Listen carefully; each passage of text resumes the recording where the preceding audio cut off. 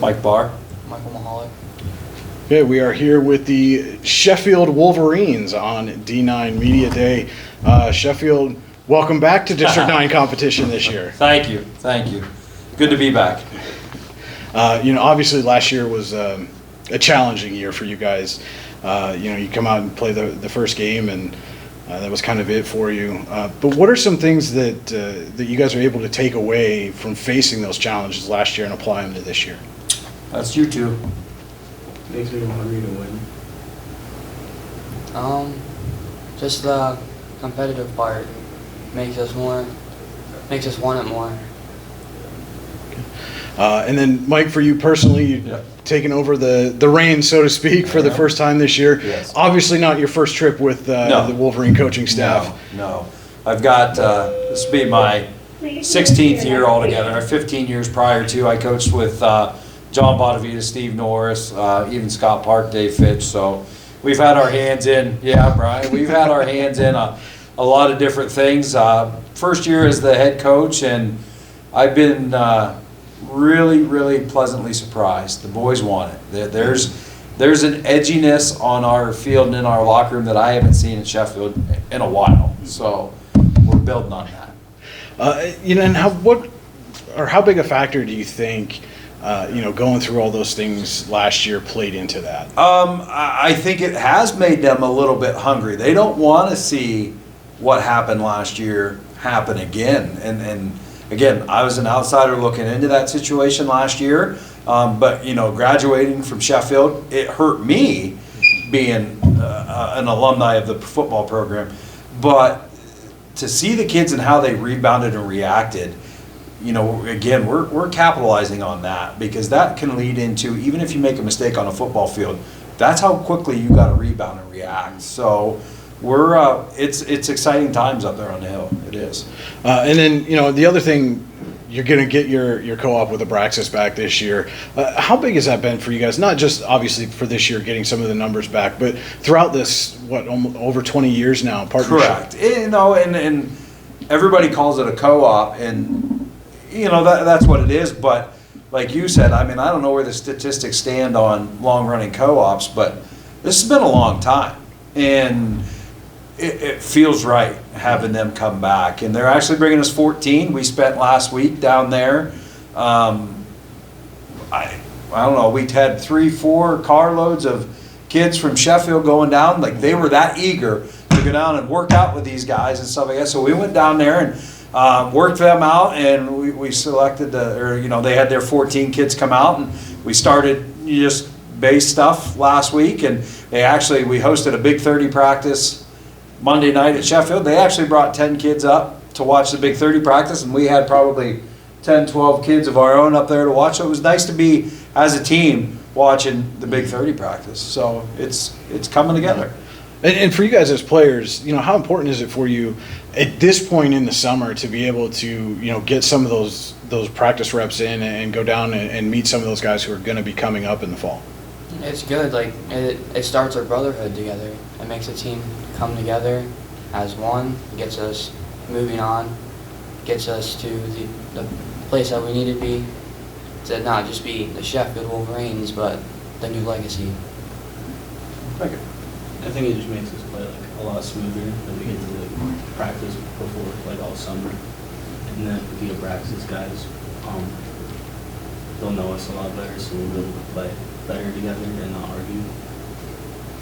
And from a coach standpoint, being able to get with those guys prior to the start of fall camp has got to be a benefit, because they're not making introductions on the first game. And that's it. It's a huge benefit. I feel we're coming in, and again, I was a part of the co-op back in the day, and I feel, and that's all I have to base it on is, from the late 90s, early 2000s when I coached to present day, and I feel we're ahead of schedule.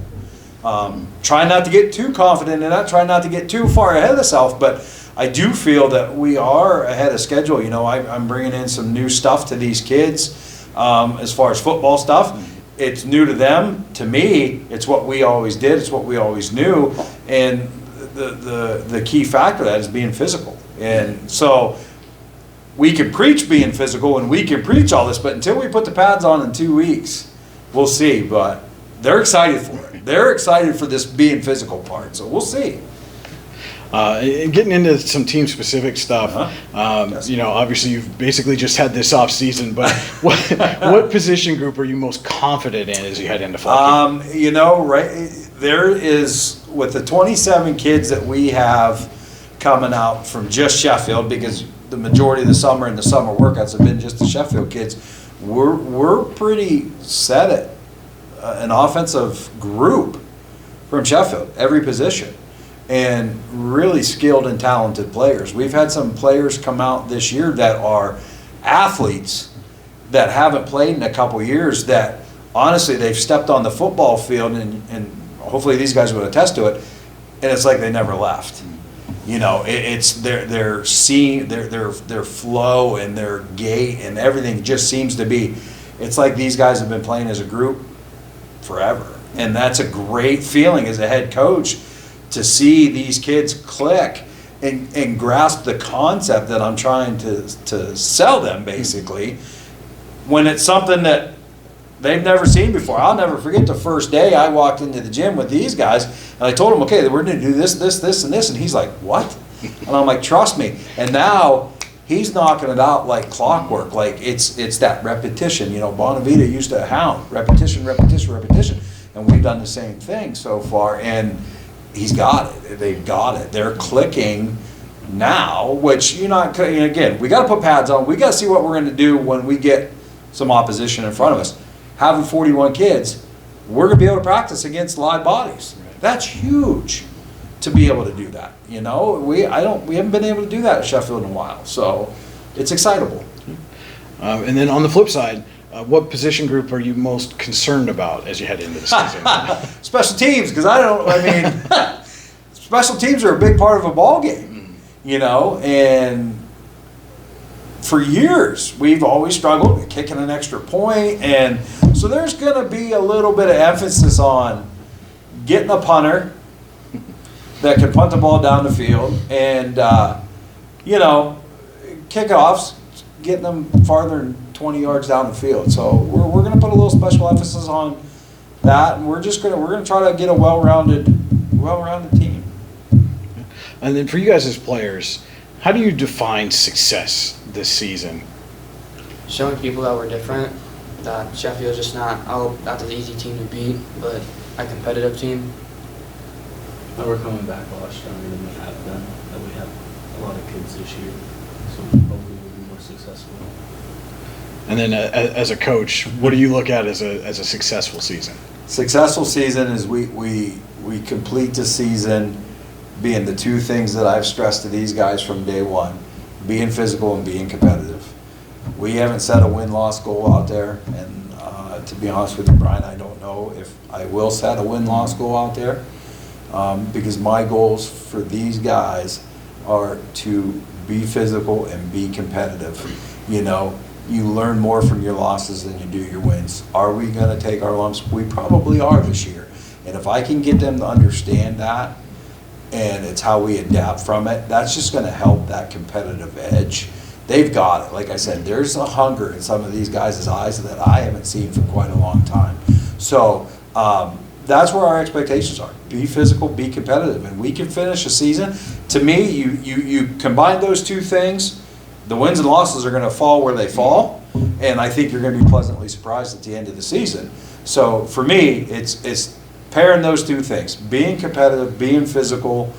I want teams to know they played a Sheffield football team. I want them to come out of there knowing, wow, they are different. That's my success. What kind of benefits have you guys seen so far from getting back to a normal off-season schedule where you can actually get together as a team and get in the weight room and things like that, as opposed to last season? I mean, even from the spring on, it was very difficult to try to get into those things. The relationship the players have received, we've gotten a lot closer.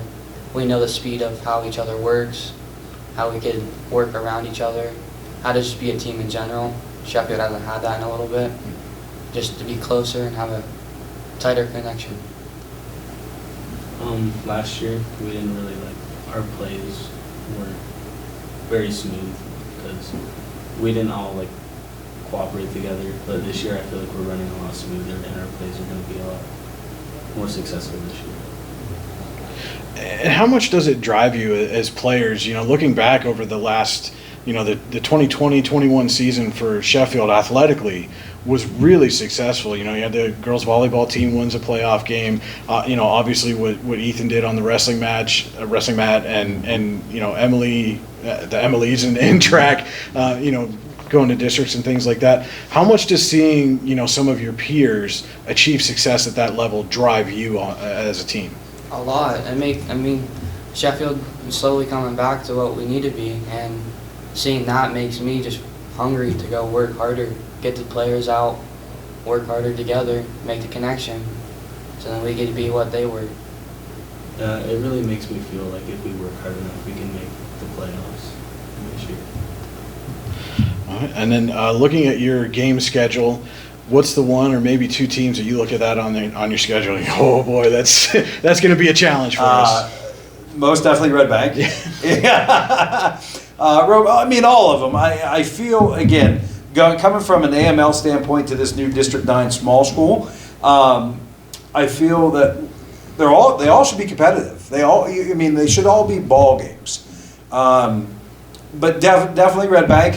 They're no doubt a powerhouse. You know what I mean, and they're gonna be about it. And honestly, Keystone, just because of what happened to these guys last year, and I don't know if it'll be more of a mental thing. So I feel as a coaching staff, we're gonna take everything seriously. Every week, every game, they're awesome competitors, and I hope we fit that realm going into next year. Is like they're going to say, you know what, Sheffield's an awesome competitor.